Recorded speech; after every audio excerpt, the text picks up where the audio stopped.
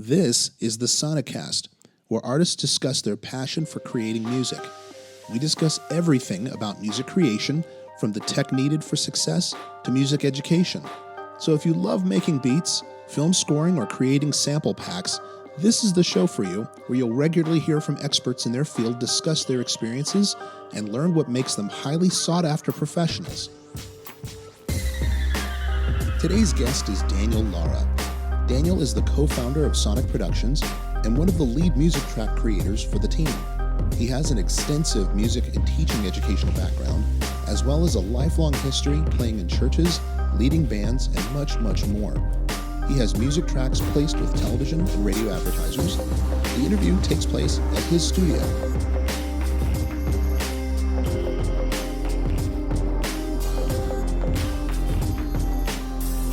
All right, great. Hey, Daniel Lara, thank you very much for being with me today, man.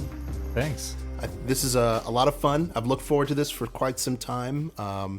We've known each other for, almost, 12, 13 years or something? Yeah, it's been a while. Yeah, so I've had a great opportunity to get to know you. And so doing this episode will be fun because I'll get to know you a little bit better, and our audience will get a chance to know you, a little bit of your background, hear some of your tracks, and get a chance to know your creative process a little bit. So this will be fun. Cool. Well, thanks for having me. Yeah, you got it, man. Let's start from the beginning. Okay.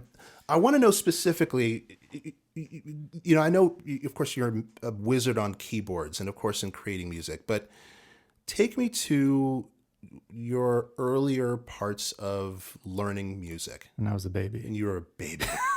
All the way back in a baby. Yeah, no. But what was that like, in the Lara household, in getting started in music? What got you started? Wow. Okay. So I'm going to try to make this Cliff Note version because it could get very long and lengthy here. But I was actually born in El Salvador, first of all. So I wasn't born in the States. Okay. Moved over here when I was 4 years old. So I came to California, or moved to California when I was 4. And that's because my parents were fleeing a civil war that was happening in El Salvador. Anyway, we ended up in Carson City, California. My dad is actually a guitar player, and he was part of a band that was a Beatles cover band back in El Salvador, believe it or not. That's cool. It was called the Five Fingers, and I don't know why 5, because there's only 4 Beatles, but apparently they were the 5th finger of the Beatles. I don't know. Something like that. So he did little cover gigs with his band, and obviously like little local thing, nothing major. Mm-hmm. So he played guitar, and he had a guitar at home, and the whole process didn't begin till one Christmas, where I asked him to teach me some Christmas songs on his guitar. And so sure enough, he brought out guitar and taught me some chords. So my first instrument was actually guitar. What year? How old were you at around this time? I was maybe 6, no, maybe like 8 years old. Okay. I was 8, yeah. And then shortly after that, he brought home this retro Casio, one of those Casios that had the wood veneer kind of looking thing, right? Oh, yeah. So and it was the all-in-one band key playing thing. So on the left hand, down the left register, if you played one key, it was the band with drums and bass and everything. So I quickly learned that all I had to do was press one key down the left register and make up a melody in my right, hand. And There you go. We had music. And anyway, so that was, I guess, the beginning of it. I mean, we also grew up in church, so I was surrounded with music in that way. And my brother, shortly after that, decided that he would pick up the piano once that Casio came home. My dad brought that Casio home. Okay. And when I saw him pick up the piano, at that little confession, I only knew how to play in the key of C at that point. Oh, okay. So when he decided that he wanted to play the piano, I quickly forced myself to learn other keys so that he wouldn't catch up to me, and I wouldn't let him catch up to me. Anyway, it's your brother Joe, right? that was my brother Joe. Yeah. So, and that's how it kind of all started, spurred from there. That's pretty cool. So you born in El Salvador. Did you start this whole process of learning instrumentation in El Salvador, or was it by the time you moved here to the States? No, yeah, I was 4 years old, so I didn't know anything. When I came, I was 4 years old. I just wanted to play and eat and watch TV at that point. So did your dad have his band there or here in the States? It was in El Salvador. In El Salvador. So okay. yes, prior to him getting married, and I want to say I've never really asked him about that, but I want to say it was prior, in his 20s, before. Yeah. Does he still play guitar? He does, and Okay. he played guitar at my church. Yeah. Whoa, that's okay. Yeah. Oh, very cool. Yeah. So as you getting and growing up in your family, it sounds like you, your brother, your dad, very influential. Anyone else in your family musically influenced at all? No, my mom sang, but only at home. That was Okay. it. But she loved singing too. Oh wow, that's But it pretty was just cool. at home. Oh. That's all. The only place we let her sing. So Very cool. So as you got a chance to really understand music, I'm sure that you've had a lot of influences. It sounds like your dad was a big influence, of course, in him playing in his bands and guitars. But give me some of your early musical influences. Like when you first started going, okay, I kind of dig this. Give me some ideas of what you were listening to. man, okay, wow. So we grew up in a church where they're very strict on music, and my mom was very strict as to us listening to only Christian music. So we would sneak in the radio, my brother, right, and try to take in all the 80s hits at that point. And I was so influenced by a lot of 80s bands and artists at that point, from, Sting to obviously Michael Jackson. You had Prince at that time.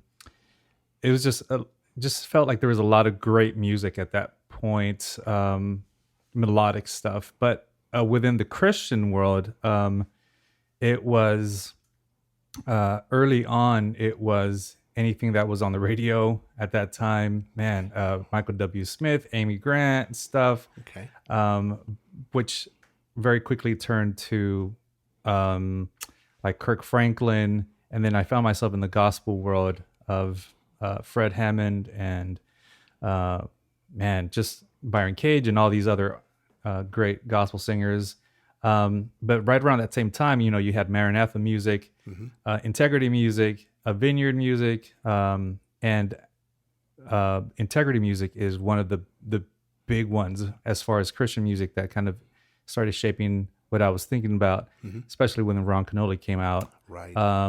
And he had that all-star band, and as a musician or instrumentalist, we were just in awe of the power, the firing power that he had behind him, Of course. when he recorded these albums, from Abraham Laborio to Huson Mario, Chester Thompson on drums. You had Tom Brooks. I mean, it was just, and that, it was just a lot of that was shifting for me, Okay. in the musical world. Okay, so it sounds like a lot of R&B. I'm hearing a lot of the Motown kind of ish and detract from that, but a lot of heavily Christian music influence you had early on in your life. Yep. That's pretty cool. Which I don't know if I should say this, but unfortunately, being so close-minded to, or I guess restrained to only the Christian atmosphere or CCM radio Christian music, eventually really pushed me to explore the rest of the world. Sure. As far as music, and then leave that music behind for a good chunk of time. Okay. So you're talking about exploring different give me an idea of how so far I mean this went so to. yeah, so as soon after that, where it's usually it happens like teenage years, where you start kind of like rebelling and saying like, I don't know if I really want to listen to just Christian music, and Right.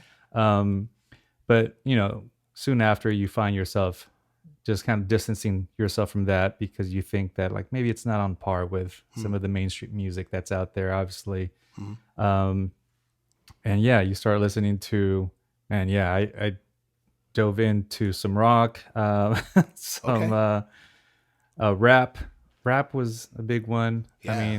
mean, and doing yeah, more R&B, definitely R&B. Um, Still stayed within the gospel because I felt the gospel was challenging as far as musically it was Right. challenging. So that kind of kept me Yeah, at gospel yeah, has some chord structure stuff that's unique. yeah. It's not It anywhere is. else. It is. Yeah, cool. So, as a young man, finding your own way, teenage years, getting a little bit older, did you play much in school? Did you have your own little bands? Did you use some things outside of the church genre at all? So I played at church. So I started playing in church, joined the worship team there. The kids' worship team. There was actually a little band that we had at church called Jesus Lives. And it was a musical group made up of pretty much 12 through 14-year-olds. Okay. And we hit up the church circuit in Los Angeles as a kid band. And How anyway, cool it is was that? it was crazy. We had matching uniforms and everything. Like we had this whole What? ensemble. Do you have any Oh my pictures? goodness, I think I I must see might pictures. I might have one or two, which We're gonna have to we've have pictures to this. I've So kept those deeply buried for yeah, we're years. gonna we're gonna we're gonna find them somehow. Anyway, so that's how I started. Cool. And then shortly after that, so that pretty much went and shaped a lot of my music, um, playing through high school. I played saxophone in junior high. I didn't know that. Yeah, I did. I even got bussed out of my junior high to the nearest high school because our junior high didn't have a music program, Okay. but they bussed us to the nearby high school, and I played sax for 2 years. What? Yeah, man. Yeah, Whoa. I know you're a sax player, I'm so a sax man, player. But I that's admire why that. I give it up to you because I remember those years of squeaking. I still have those years. And so that happened through high school. I didn't get involved at school because I didn't want to do band. I was trying to be the cool kid and in high school, but I wish now I would have gotten involved.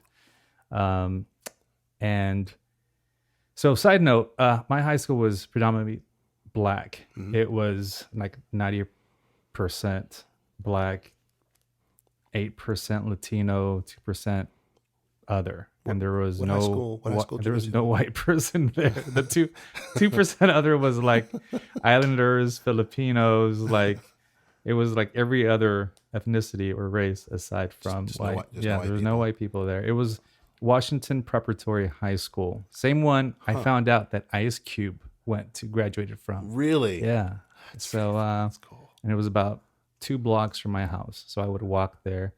But yeah, and so I was just trying to stay alive at that time. Yeah. Try not to.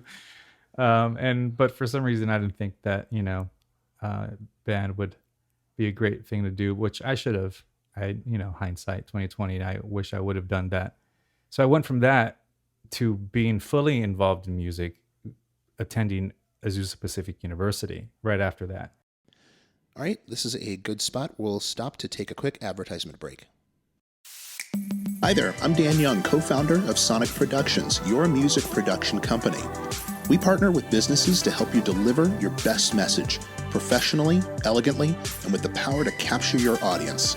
Our goal is to serve you as you seek to grow your brand, whether you use Facebook, Instagram, YouTube, or other mediums like podcasting or television. We'll work with you to custom tailor a song to fit your campaign, or you can visit our music licensing business, Sonica, to choose from over 100 original songs ready for licensing. Voiceover narration is also available. So when it's time to seriously consider growing your business, consider Sonic Productions to stand out.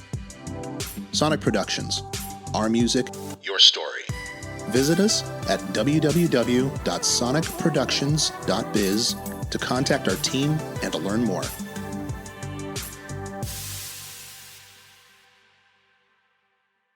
It was in high school. It was kind of watch your back. You say to yourself, keep to yourself. You question every action, and even if someone's trying to be nice to you, saying hi, you question it. Like, what's up? Like, are they trying to shank me, later on? Like, what's going on? To going to APU, and it was like 90% white. And now everyone's waving and saying hi and being super nice. And I'm questioning their intentions. Like, okay, wait, they must be up to something here. Right. So at that point, though, I did get involved. By the way, I did skip some memories and I guess some of my, man, I was maybe like 11 when I took accordion lessons, but I've gone through therapy for that. And that's why I've stored that. Yes, I took, I'm not very proud of that, but I did take accordion lessons. So folks, we're going to do an album next year and it's going to be called Daniel Lara's Accordion Show. How cool is that? Yeah, it was one of those programs that my mom got me involved, I think, shortly after she saw my interest in keyboard. And apparently there were no piano lessons or instructors around our neighborhood. But plenty of accordion ones. Apparently, there was an accordion school that was accordion players. Had an open position or spot for me. And I remember you started with the small accordion, and the whole catch, the hook, for you to continue the program was that they would graduate you to the huge accordion, and you could start playing Michael Jackson songs. I still remember. I still remember them doing the presentation and them trying to lure you to continue these classes with the bigger accordion, which you had to buy, of course, which was expensive, and you had to, or rent it. I don't know, but it was much more expensive, and I just remember that it was Michael Jackson songs that kind of would bait people to continue. All right, so here's the thing: we're gonna listen to Michael Jackson's "Beat It" on accordion. Yeah, I think Weird Al did something like that. Oh, he probably did. That's gonna be our next show. Oh man, excellent. But so that ended up awesome, man. happening. I went to APU. So after having some of this, musical instruction sporadically kind of happen, and really learning a lot of stuff at church and church being school, I was quickly awakened to the fact that there is a huge music world out there that's structured and that is in a classroom setting, and that has theory, and that is nothing like I had experienced before. So I was quickly humbled because I was walking in thinking that, oh yeah, I know some stuff, and I remember that very quickly. I was humbled to the fact that maybe I don't know as much as I think I do. So you went to APU, Azusa Pacific University, and when you went, did you actually study music? Was this what your goal was to do, or was it a major? So my going in. My major was not music. My major was actually biology. So my senior year in high school, I had applied to UCLA for an internship that summer in their medical school. Okay. Actually at their hospital. And so I got accepted, and I did a pediatrics internship there for that summer. And followed some doctors around, and so I was really excited about that whole field. So when I attended Azusa Pacific, I went in with biology major, but I quickly discovered that you really have to be focused, and I was so involved at church that I remember it starting to affect my studies, and my advisor, which was also one of the chemistry professors, sat down with me and said, "Hey, what's going on in your life?" They're like, and I, told him that I was involved at church, and we had service like every night of the week. So, he's like, "Well, you're gonna have to make a choice here. You have to give up music if you're gonna do this."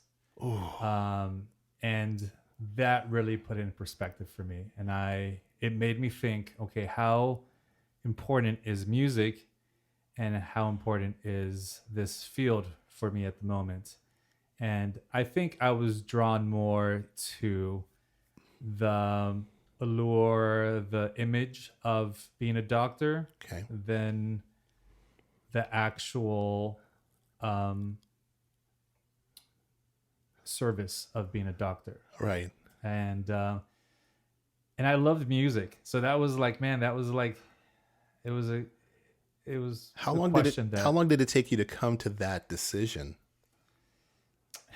I remember thinking about it maybe Sorry. for a few days, and knowing that I loved music too much at that point to give it up. So at that point, I told the advisors, saying like, hey, you know what? I think I'm going to do music instead. So I had some music classes that I was doing, as elective classes and stuff like that while I started at APU. But shortly after that, I switched majors, and this was actually at the end of my sophomore year. Okay. So I had already gone through 2 years. So I became almost like a older freshman in the music program. Okay. And that's the whole switch happened there. And then all of a sudden it went from having a bunch of science classes to having OChem to having music theory. So what were your parents thinking? I mean, because you're like pre-med at first, and then we're moving into a music background. They were very supportive. They wanted me to do what I felt would be That's good. So they were very supportive in that when I told them that I was going to switch, and they were totally cool with it. That's good. Wow. That's a pretty good.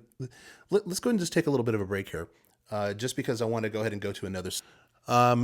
So going to Azusa Pacific and changing your study from biology, pre-med into then music. You did the entire 4 years from there doing music. Did you graduate with a degree in music? I did. Okay. And what did you look to do when you got out of school? Going into my last year, I knew that. Let's be frank here. A lot of musicians have no clue what they're doing most of the time that they're in music school. But because you just want to jam, you just want to play, you just want to, Yep. go on to the next project to do the next great thing. But yes, with that in mind, the last year I knew that I wanted to do more of the teaching thing. I didn't want to end up in high school. And I said to myself, like, I don't know if I want to do high school. Like, I'll do elementary or maybe junior high. You didn't want to teach high school, is right? what you're saying. Yes, I'm okay. sorry. I didn't want to end up teaching in high school. Yes. And sure enough, that's where God put me. So funny enough, how that's why you never say never. How long was it from graduation to being placed into high school? Or placed So into teaching? all right, so after graduating at APU, I was just trying to get my foot in the door somewhere, and I started teaching, but not music. I was actually an assistant teacher. So California has this it was just like a bunch of hurdles and things you have to do to become a teacher. Okay. Aside from your degree. I mean, you have to obviously pass CBEST, at least back then you did. I don't know what the laws are, regulations are now, but and then you had to apply for a credential program. So unlike Arizona and other states that they just kind of give you those credentials as when you graduate, California didn't. And so I was going through that route of being certified as a teacher. I had done my CBEST test, passed that, and that's when I landed at a special ed school out in Burbank called the HELP Group, working with junior hires with emotional challenges. And I mean, as a junior hire already, you're trying to find a lot of stuff out about yourself. Yeah. So throw in some behavioral stuff and emotional stuff, man, and it's just a recipe for disaster. And and we saw that many times. Oh man, there's some stories about that are just too crazy. Working there, I mean to the point that one day I became one of the security guards because one of the guys was out. And that day, I ended up chasing a kid through the neighborhood of Burbank, California. It was just it's just too crazy stuff. So as you're running down the road, going, "This is not what I signed up I'm like, for. I'm just trying to play some music, man. I'm like, why am I chasing a kid down the street in Burbank? I should have been a pediatrician. Going back to my doctor. What am I doing chasing kids?" It was a complete. Yeah, it's definitely not what I expected. Yeah, definitely some stories from that school. So how long were you at that school? I was there for 1 year. For a year. You were done. I was done when. You know what? I think it was a training ground. God was just like, okay. Yep. I don't want to say it was a bad school to be at. It just taught me a lot, And I went from that school to a private school in Glendale, California, called Salem Lutheran School. Okay. And I taught there. So I was an assistant teacher at that. I was just kind of getting my foot in the doors, pretty much just trying to get experience because, of course, every place was like, experience needed. Right. And then I got an opportunity to become a teacher and do Spanish and PE of all things. Nice. So here I am. Well, I was young too, man. I was balling, getting up the courts. I was in good shape, man. I was, yeah, those were the years. So, I ended up doing that, and the shift in teaching educational, field was just huge. I mean, went from special ed to a private, small elementary school, okay, in which a lot of the parents were, pretty well off, right, and kids listened. Like I said stuff, and it felt like, oh my goodness, they're actually listening to what I'm saying. At the other school, special ed school, we got 2 subjects done through the day. That was a successful day. It was like victory. High fives. Everyone high fives. We got math and we got social studies done. Yes. That was amazing. On the bad days, you don't get anything done. I mean, it was just like crowd control, behavioral control. It was just like, let's get out to recess. What a training ground for you. My gosh. So I did Salem for 2 years, and that was a great time. And shortly after that, I moved out to Arizona. That's when I met my wife. Beautiful. And moved out here. You've been listening to the SONICast, where artists discuss their passion for creating music. Be sure to subscribe so you don't miss an episode. You can find show notes in the descriptions, as well as information to hear more from our guest. You can also visit us at www.sonicproductions.biz to license music and shop for some cool merchandise. Sonic Productions, our music, your story.